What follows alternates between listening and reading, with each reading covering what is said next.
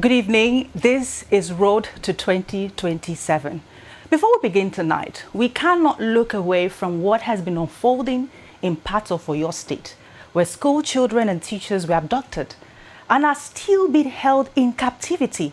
Families remain in anguish, communities have protested, and across the country, there is a growing concern and urgent calls for their safe return.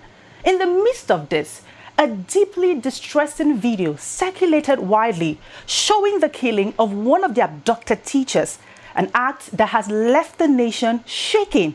Even as these cries continue and as Nigerians demand answers and actions, the country's political space has remained active, with attention steadily shifted towards preparations for the 2027 general elections. These are children who should be in classrooms, teachers who should be at work, families who should not be living in this kind of uncertainty. Their absence is a painful reminder of the human cost of insecurity in the country. And even as these realities weigh heavily on communities across Nigeria, the nation continues its democratic journey as political activists build towards the 2027 general elections. Tonight, we begin that journey right here. More than 6 decades ago, Nigerians lined up to participate in a democratic experiment that will help shape the destiny of a nation. Since then, governments have risen and fallen, military rule interrupted, democratic governance, democracy returned, presidents have come and gone, electoral laws have evolved, and technology, trust me, has transformed the way votes are cast, counted, and even the contest. Yet one question remains, as relevant today as it was decades ago. How far has Nigeria democracy come? And perhaps more importantly, where is it headed? As conversations around the 2027 general elections begin to take shape, understanding the future requires an understanding of the past. Tonight, we begin that journey of understanding. A journey through elections, institutions, participation, leadership, and the choices that continue to shape Africa's most populous nation.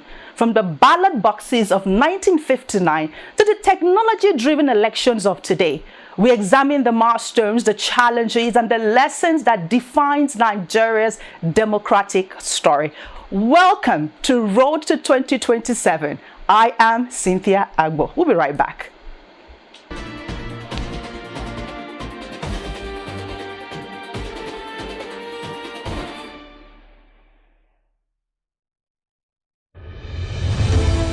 From Lagos to Lafia, from Port Harcourt to Portisco, Nigerians are talking. 2027 is here. We track the candidates and the coalition. We follow the money and the manifesto. We test promises against reality. On security, jobs, education, power, finance, and more. This is not just a campaign platform. It's a public square.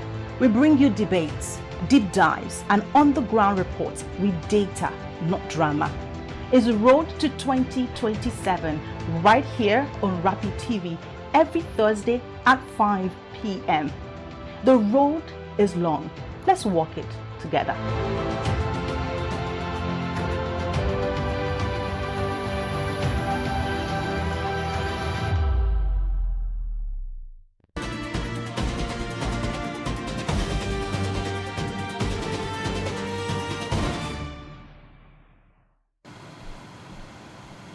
Let's look at some political developments today. We'll look at some of the key dates and, of course, milestones on our nation's calendar as we begin this political journey. All right, if you look at your screen, you see INEC has fixed January 16 for 2027 for the Presidential and National Assembly. From candidate nominations and campaign timeline to voter preparations and election day itself. These are some of the important dates released by the Independent National Electoral Commission, INEC, that will shape Nigeria's electoral calendar. Just in case you don't have them, we're going to be looking at it right now on your screen. So mark these dates because they are very, very important. All right, let's now move on to our first story for today on our key development. The Nigerian police force has intensified investigations into the alleged illegal access and disclosure of sensitive voter information from the Independent National Electoral Commission INEC database. As part of the probe, an INEC official whose identity has not been disclosed has been detained by operatives of the Force Intelligence Department and, of course, the FIDIRT in Abuja. Now, the media age the Minister of the Federal Capital Territory, Yeson Wike, Larry Olayinka, has also been questioned over the matter. Security sources say that the investigation borders on allegations of cyber-related infractions, unauthorized access to restricted database, and misuse of secure platforms, and the alleged disclosure of classified electoral information. And as you know, the investigation is ongoing. It just tells us how safe is our information if a Nigerian can be able to have access to information of this nature. Moving on, the Nigeria Democratic Congress NDC is facing growing questions after delaying the announcement of results from its recently concluded nationwide primaries. The party has distanced itself from results circulating on social media, insisting that the official outcome remains under the custody of its National Executive Council. Now, NDC says the final list of candidates will be released after the necessary ratification processes and before submission to INEC. Still on the NDC, Aisha Yusufu questions NDC over FCT ticket processes. It was very dramatic, as you can see on the video right there. The activist and former FCT senatorial aspirant Aisha Yusufu has challenged the NDC over the handling of its Federal Capital Territory senatorial ticket process. That in this viral video recorded at the party's national headquarters in Abuja, Yusufu accused party officials of failing to fulfill commitments made during the process and called for greater transparency and accountability. She maintained that her concerns are centered on fairness and due process within the party. Well, some Nigerians have commented on this and say that she deserves to have, that ticket. Now, let's move away from there. Let's now move on to Nigeria's democratic journey right about now, which is going to be the core focus of today's program. Nigeria's electoral history stretches back more than 6 decades. Archival footage from 1959, which we're able to obtain courtesy of CBS, reported by journalist Eric Savarid, captures Nigerians participating in the country's first nationwide elections, a process that laid the foundation for self-government and eventual independence. Now, for the first time, Nigerians helped shape the political direction of a soon-to-be independent nation. Let's take a look.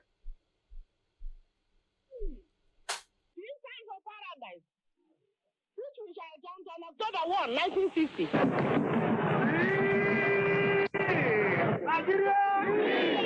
This is Africa, where freedom and the atomic bomb exploded in the same year. This is Nigeria, where 36 million citizens felt the impact of government of the people, for the people, and by the people. And the specter of an atomic bomb exploding in the nearby Sahara, all within the 90-day period. This is Nigeria, where children learn to spell freedom and the words of their new national anthem, so new that the music has not yet been written. Where no man is oppressed. This is Nigeria, where the parents, 80% of them illiterate, exercise their freedom at the ballot box. This winter, the Nigerians held their first popular national election, and the French set off their first national nuclear weapon nearby.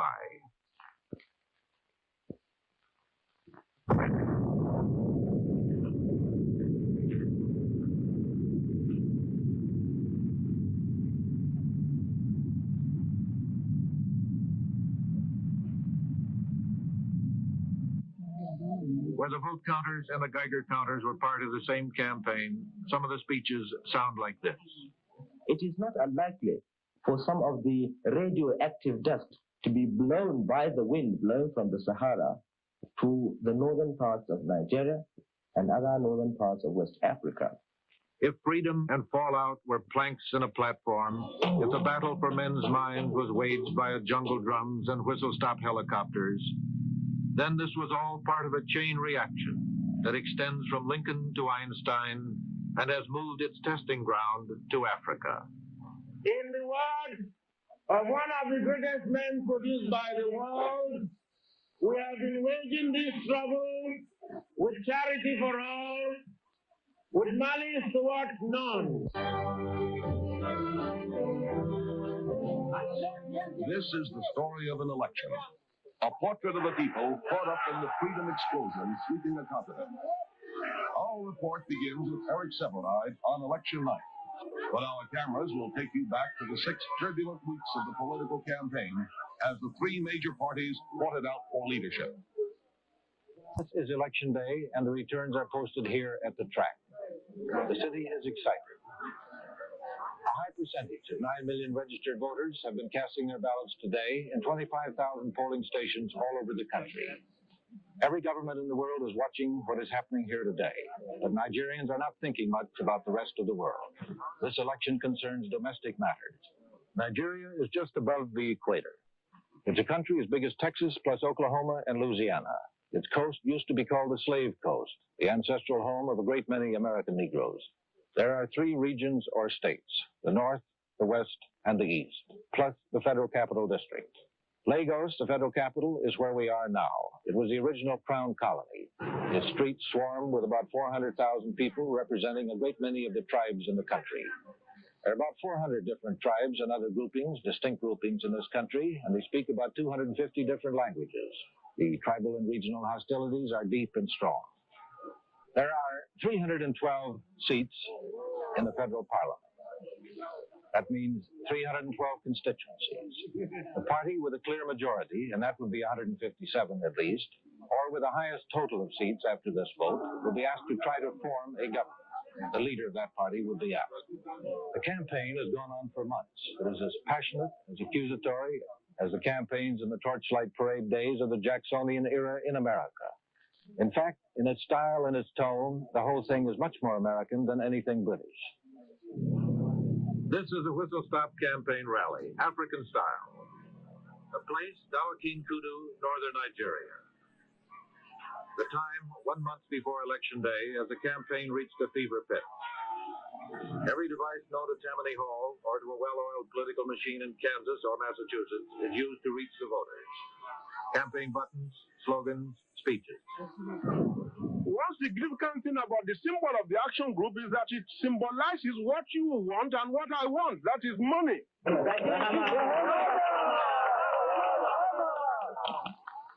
The helicopter was the biggest gimmick of the campaign. There was much concern among the opposition. Would it capture the imagination of primitive tribal people and their vote as well, or would it be regarded with suspicion?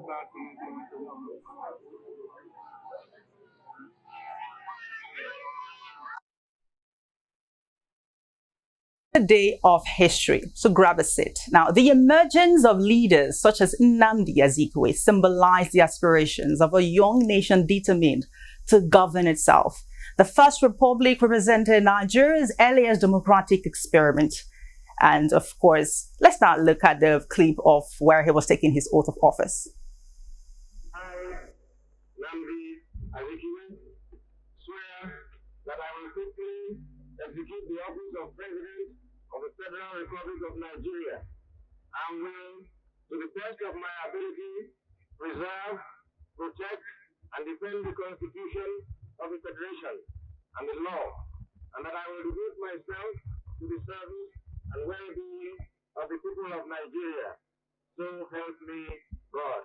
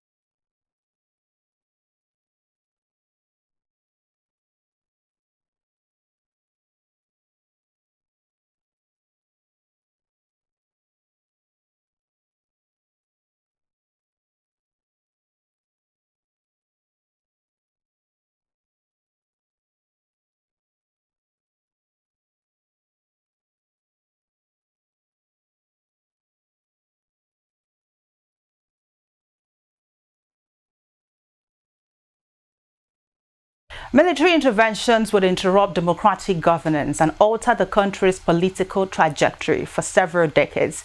Yet even during periods of military rule, the desire for democratic government remained strong.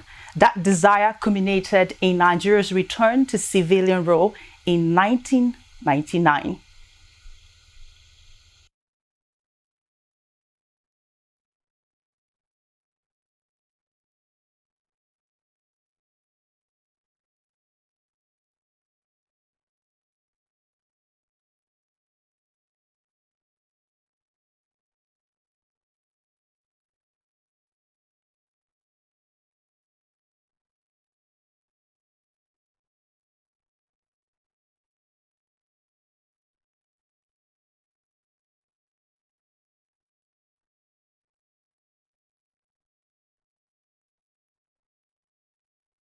The people of Nigeria have made their choice. I am humbled by the fact that I, Olusegun Obasanjo, am that choice. The election of President Olusegun Obasanjo marked the beginning of the Fourth Republic, now Nigeria's longest uninterrupted democratic era. Since then, Nigerians have elected presidents, governors, lawmakers, and local representatives through successive electoral cycles.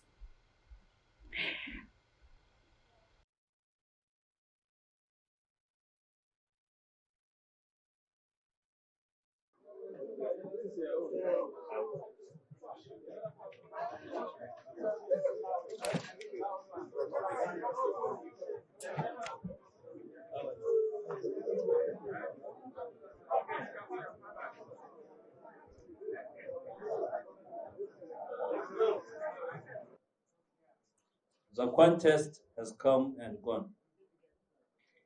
So must our differences dissipate in the cause of the greater good of moving our dear nation ahead. Especially, I wish to thank my worthy opponents in the presidential election. Our collective goal is to live for our children a Nigeria better, stronger. I've extended a hand of friendship to all my colleagues who contested with me in this election. And I want all Nigerians belonging to other political parties to join hands together with the People's Democratic Party to work hard in moving this country ahead. In 2007, President Umaru Musa Yar'Adua assumed office, becoming Nigeria's second democratically elected president in the Fourth Republic. During his tenure from 2007 to 2010, he introduced the 7-point agenda and initiated reforms aimed at strengthening the country's electoral process and democratic institutions. Following Yar'Adua's death in 2010, Vice President Goodluck Ebele Jonathan was sworn in as president. He later won the 2011 presidential election and served until 2015, overseeing major infrastructure projects, economic reforms, and one of the most competitive electoral periods in Nigeria's democratic history. In 2015, Muhammadu Buhari made history by becoming the first opposition candidate to defeat a sitting president through the ballot box. He served 2 terms from 2015 to 2023, with his administration focusing on anti-corruption efforts, infrastructure development, and the fight against insecurity. Today, democracy remains the framework through which Nigerians choose their leaders. But while democratic governance has endured, participation has become one of its biggest challenges. At this point, the big question is this: is it really about elections? We'll go on a very short break, and when we come back, we will look at INEC involvement and how it has transcended over time.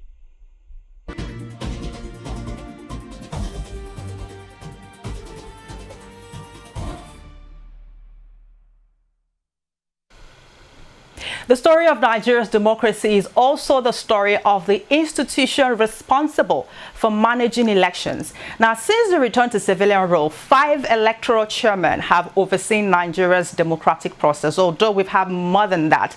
But for today, we're going to look at the last 5 chairmen who led the Independent National Electoral Commission since the return to civilian rule in 1999. Each oversaw crucial electoral transitions with varying degrees of success, logistical challenges, and public reception.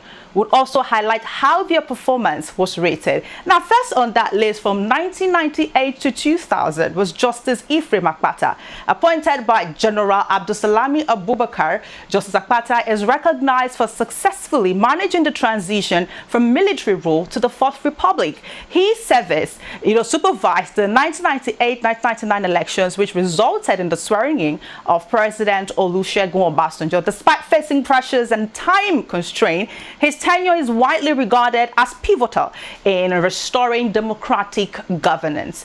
Now, the second person on our list this particular evening is Dr. Abel Gubadia. From 2000 to 2005, now he holds the record as the first and thus far only INEC chairman to complete a full tenure since Nigeria's independence. He oversaw the 2003 general elections. While the elections returned President Obasanjo to power, they received mixed reviews, with both domestic and international observers criticizing logistics, violence, and instances of rigging, which of course dates way back. However, Gubadia is credited with successfully registering additional political parties and establishing a foundation for future electoral reforms. Now, it brings me to number 3, where we have Professor Maurice Iwu from 2005 to 2010. Now, Iwu's tenure, which included the 2007 general election, is one of the most heavily criticized in Nigerian electoral history. The 2007 elections were widely condemned by international and local observers for massive irregularities, violence, and severe logistical failures. Even the ultimate winner, President Umar Musa Yar'Adua, was speculated to have said that the process was flawed and set up a committee to reform the electoral system. Now, Iwu was eventually removed from office by the acting President Goodluck Jonathan sometime in 2010. Now, at number 4, we have Professor Atahiru Jega from 2010 to 2015. Now, Jega, this is a very popular name that many of us are aware of, is widely considered one of the most effective and credible INEC chairman. Well, that's what they say. During his tenure, he implemented significant reforms, notably the introduction of biometric voter registration and permanent voter card. Now, the smart card reader, he successfully oversaw the 2011 and historic 2015 general elections. The 2015 election, which resulted in an incumbent president being defeated by an opposition candidate, talking about the late Muhammadu Buhari, cemented his reputation for integrity and transparency. We do have a video where lots of Nigerians talking about how it is Muhammadu Buhari that they actually want. If we can have that on the screen, it would be so great.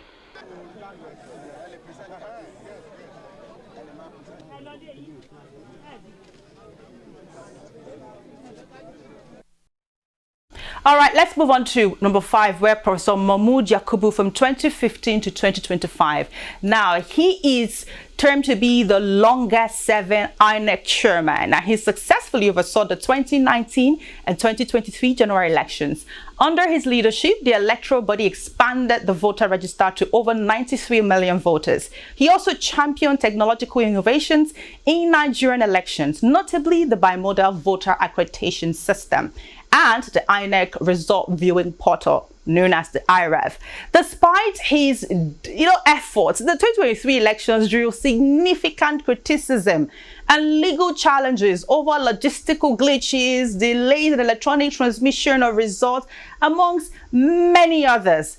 Now, at number 6, we have the man of the moment, Professor Joash Amopeton, 2025 to now.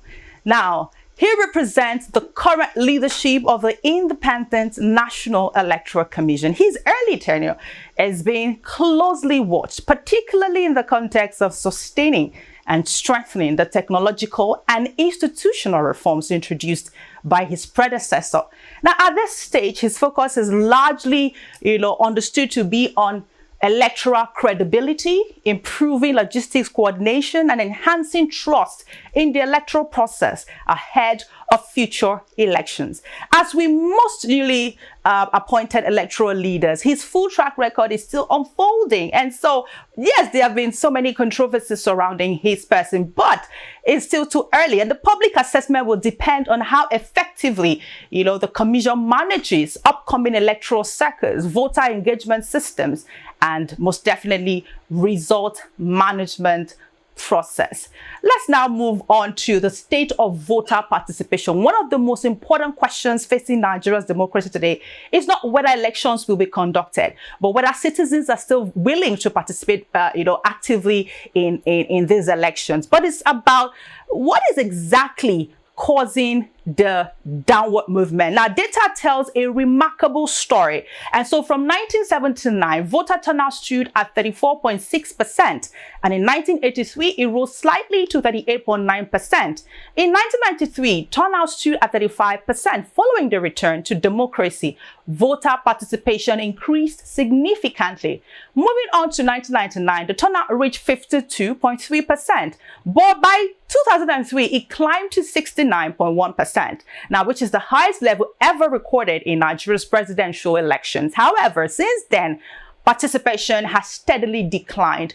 57.5%, 53.7%, 43.7%, and 34.7% in 2019. And by 2023, turnout had fallen to 27.1%. Now, let's put it differently. Fewer than 3 out of all these 10 registered voters participated in the last presidential election. To even make it worse, let's now look at regional turnout figures. Also reveal significant difference. The Northwest recorded the highest turnout, followed closely by the North Central, and the Southeast and South South recorded the lowest turnout rates. Now, these figures raises important questions. Why are more Nigerians registering to vote while fewer are turning out on the election day? Is it voter apathy? Is it lack of trust? Is it security concerns, economic hardship, combination of all? Or could it be my all-time favorite?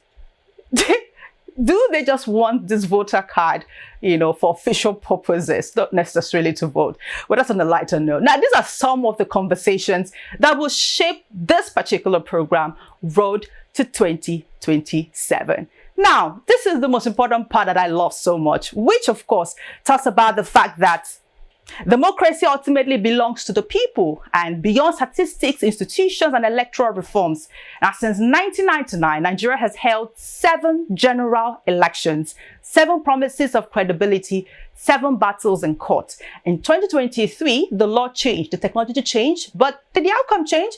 Well, we went out there. On this road to 2027, our correspondent Godwin Amunde examines the Electoral Act of 2022, Beavers, IRA, the reforms meant to fix our democracy. Did they deliver? Or have we simply just changed pattern to an old problem? Let's get to hear it. Since 1999, Nigeria has conducted 7 general elections. Each one promised to be the most credible, yet each one ended in court. But after 2023, something shifted. The Electoral Act 2022, Beavers, and IREV forced a new conversation. Has Nigeria finally informed its way to credible elections? Or has the country merely digitized the old problems? Nigerians' electoral journey has been one of painful progress. From option A4 in 1993 to ballot stuffing in 2003, to card readers in 2015. Each reform was a response to a crisis. The latest attempt is the Electoral Act 2022, signed into law just 1 year before the 2023 polls. It introduced 3 major changes: Beavers for accreditation and IREF for real-time result upload became law, not just INEC policy. Parties must submit candidates 180 days before the election to reduce last-minute substitutions. Tighter rules on campaign spending and mandatory reporting. Public affairs commentators are of the view that the electoral system has made some significant progress with these developments. In different areas, Nigeria has recorded progress. At one time, it was the collation of electoral results, the manual collation of electoral results. Today we are talking about electronic collation of electoral results. And that's because of the changes, of course, in technology, the growth in technology. Now, what it means is that the Nigerian system has been responsive to technological development. But like I said again, why these changes have been recorded, the clamor, the sensitization, the general awareness of Nigerians regarding the political system and what they expect from the system.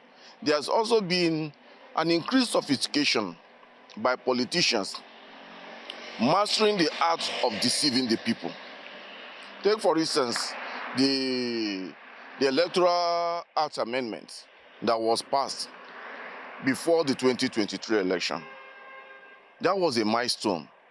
And that was what many Nigerians had looked forward to make the Nigerian electoral system more credible. But 2023 tested that law. Beavers worked in most places. Voter accreditation was cleaner. Yet IRF upload stalled during the presidential coalition. Court later ruled that INEC wasn't mandated to transmit results electronically in real time. The law gave with one hand and took with another. Section 47 says Beavers is king for accreditation, but sections 60 and 64 on collation are unclear. That ambiguity played out on February 25th. So if technology is not the silver bullet, what is? To bring integrity and transparency into the entire system. Unfortunately, the elements of the Nigerian politician kicked into the picture. And then we saw the exercise, the poll, in the conduct of the 2023 election. Every other election that was done, from the local government chairman to the State House of Assembly to the National Assembly, everything went smoothly. So, and there was no controversy as to what happened to the IRF or what happened to the Beavers until we got to the elephant in the room, being the presidential election. And then the ruling party, in cohort with the then INEC chairman. I wouldn't say INEC. INEC is an institution. INEC, permit my French, INEC is an idiot. It's an idiot. So there's nothing you can do about it. It is the man heading INEC that determines what INEC become. So we saw what, of course, Professor Mahmoud Yakubu did. We saw what happened at the International Conference Center on the day the result of the presidential election was announced. It defied logic. There was no way you could put sense together in what happened. We don't need technology for a credible election. It's good, it will make things easy, but if this introduction of technology is what is now making it cumbersome, you know that right now in the National Assembly, they reconvene now, everything they're talking about is electronic transfer of result and some other things, which shouldn't be. I gave example on that day that we had the ones who led NEC then, and they conducted an election with what we refer to as option A4. There was no beavers, there was no card reader, there was nothing, just queue behind somebody, and we count it, and everybody will see the result we mark. And if you look closely at the APC primaries and some other primaries that were done recently, they still use what you call this our kind of option A4, just queue and we count. So naturally, in an ideal society, the introduction of technology will make the electoral process seamless and very smooth. smooth. But what we have in Nigeria is that the popular saying by a musician, the Oyibo that produce pencil is the one that produce the eraser. So as we are introducing this technology into it, people are also introducing ways to circumvent this technology to make sure that the will of the people does not stand at the end of the day. Most petitions don't start on election day. They start at party primaries, consensus candidates, parallel congresses, and delegate inducement mean voters often choose from a flawed menu. The Electoral Act tried to fix these with mandatory primaries monitored by INEC. But enforcement is weak. Now, another component in the conversation is the component of who appoints the INEC chairman. Because that's where you remember, if you recall, I said INEC is an institution. It's like a computer, garbage in, garbage out. But who operates that computer, being the INEC chairman, determines how that institution will fare. So the conversation needs to come to the point where we decide how do we make somebody the INEC chairman. Who appoints an INEC chairman? Should it be through the National Assembly, the instruments of the National Assembly, the Parliament, or should it be at the beck and call of the president? Because if the president is a participant in an election and he is doing the appointment of who will supervise the election, you don't expect him to appoint somebody who will make him fail. The INEC chairman will not come from Mars or Pluto. The INEC chairman will always be a Nigerian. And there is no Nigerian, I stand to be corrected, and I'm very strong on this. There is no Nigerian that does not have one sentiment or the other. But when there is a job to be done, they can always do the job. Now, the head of the executive appoints a lot of head. Even when the NJC will recommend that the chief judge of the federation, this is the person that should be, it's still the president that appoints. So why is it, people are just looking for sentiment and playing up some kind of sentiment that are not really what it should be. Because at the end of the day, the man is a professor. If you are a Nigerian by all standard, you will know that the work you do deserves some form of independence. So I don't think the president decides for the INEC chairman who to announce, who not to announce. It is people that are actually not too comfortable. Because who will you, if you look at the history of the family, we are all related. No matter how you say Hausa, Fulani, Igbo, Yoruba, there is a place that we all converge. So it can be relative. Then there is impunity. INEC says it has over 1,000 case files on electoral offenses since 2015. Convictions less than 60. Without punishment, the law is just a suggestion. We are also going to work with the National Assembly because there will be need for some legislative intervention in some cases. For instance, there is a need for an electoral offenses commission that will be able to investigate. INEC does not really have the capacity presently. You investigate, you detect, investigate, and then prosecute. And strengthening the internal disciplinary procedure, following due process, to ensure that those that are involved in such misconduct are brought to book, even if we need to use forensic to do that. And we also hope to probably see, well, I have not gotten there, but we have factored it as part of the likely challenges we are going to confront. We can introduce a whistleblowing policy too.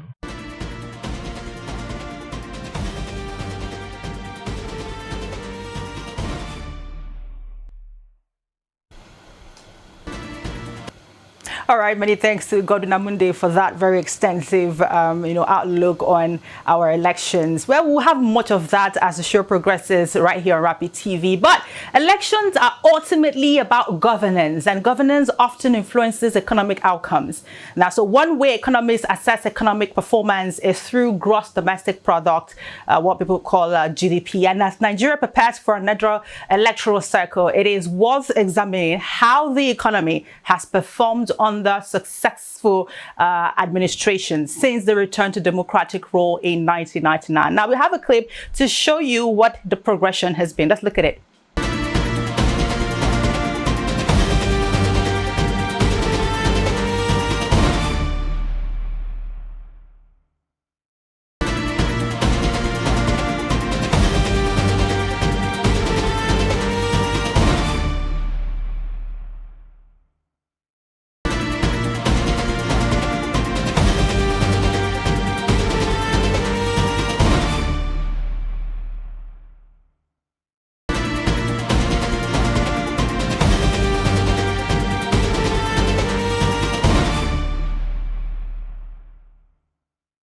Well, that's a scorecard that for some persons, not so good. Now, Nigeria's economic story has experienced periods of growth, reforms, challenges, recoveries, and of course, global shocks. While election alone do not determine economic outcomes, they influence the leadership and policies that help shape a nation's future. But well, you cannot overlook, downplay the importance of our economy. Now, our electoral term for today, this is something you're going to be getting every episode right here on Road to 2027. Now, for this one, today it is democracy. Now, democracy is a system of government in which power ultimately belongs to the people, exercised either directly or through elected representatives. It is built on participation, accountability, representation, the rule of law, and respect for citizens, rights and freedom.